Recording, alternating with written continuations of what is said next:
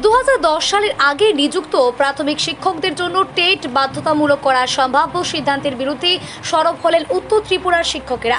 চাকরি সুরক্ষার দাবিতে প্রধানমন্ত্রী ও কেন্দ্রীয় শিক্ষামন্ত্রীর উদ্দেশ্যে স্মারকলিপি জমা দিল অখিল ভারতীয় রাষ্ট্রীয় শৈক্ষিক মহাসংঘ। বৃহস্পতিবার ধর্মনগরী উত্তর ত্রিপুরা জেলা শাসকের দপ্তরে অখিল ভারতীয় রাষ্ট্রীয় শৈক্ষিক মহাসংঘ বা ABRSM এর উত্তর জেলা টেট আন্দোলন কমিটির পক্ষ থেকে একটি স্মারকলিপি জমা দেওয়া হয়। সংগঠনের দাবি 2010 সালের আগে নিয়োগপ্রাপ্ত প্রাথমিক শিক্ষকদের জন্য নতুন করে টেট পাশের শর্ত আরোপ করা হলে বহু শিক্ষক চাকরি হারানোর আশঙ্কায় পড়বেন। এর ফলে দীর্ঘদিন ধরে কর্মরত শিক্ষকদের ভবিষ্যৎ অনিশ্চিত হয়ে উঠবে বলেও উদ্বেগ প্রকাশ করেন তারা। আন্দোলনকারীদের মতে বহু বছরের অভিজ্ঞতা ও শিক্ষাদানের ক্ষমতাকে গুরুত্ব দিয়েই এই শিক্ষকদের ক্ষেত্রে মানবিক ও প্রশাসনিক দিক বিবেচনা করে বিশেষ ছাড় দেওয়া উচিত। স্মারকলিপিতে প্রধানমন্ত্রী এবং কেন্দ্রীয় শিক্ষামন্ত্রীর হস্তক্ষেপ কামনা করে বিষয়টি পুনর্বিবেচনার আবেদন জানানো হয়েছে। এদিনের কর্মসূচিতে উপস্থিত ছিলেন উত্তর জেলা টেট আন্দোলন কমিটির সমন্বয় ডক্টর মৌসুম ভট্টাচার্য সহ সংগঠনের অন্যান্য শিক্ষক শিক্ষিকারা। আমরা উত্তর ত্রিপুরা জেলার সমস্ত শিক্ষক শিক্ষিকা সমস্ত স্কুলে আমরা আহ্বান রেখেছিলাম যে আজকে এই জায়গায় আমরা উপস্থিত থাকব, একত্রিত হব।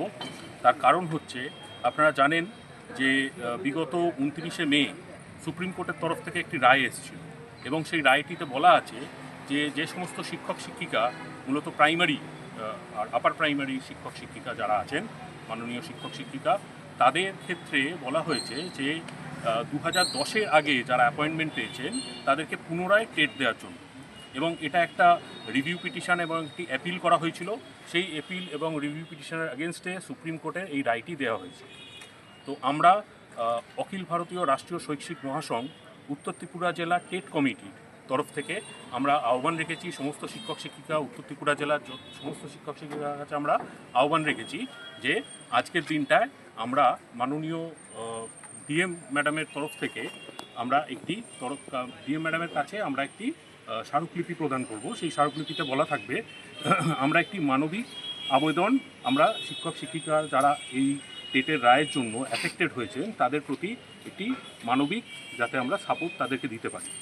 তো এইখানে আমাদের মধ্যে উপস্থিত আছেন আমাদের যেমন স্কুল থেকে প্রচুর শিক্ষক শিক্ষিকা এসেছেন, তেমনি আমাদের মহাবিদ্যালয় ধর্মনগর মহাবিদ্যালয়ের শিক্ষক শিক্ষিকা এসেছেন। এবং আমাদের সংগঠনের যে মূল মন্ত্র সেটা হচ্ছে রাষ্ট্রহিতে শিক্ষা, শিক্ষা হিতে শিক্ষক এবং শিক্ষক হিতে সমাজ। তো এই মূল মন্ত্র নিয়ে আমরা কাজ করে যাই। আমরা আমাদের সংগঠন ছাড়া অন্যান্য আমাদের বিচারধারায় যারা বিশ্বাস রাখেন সেই সমস্ত সংগঠনকে আহ্বান জানিয়েছি, তারাও এখানে উপস্থিত আছেন।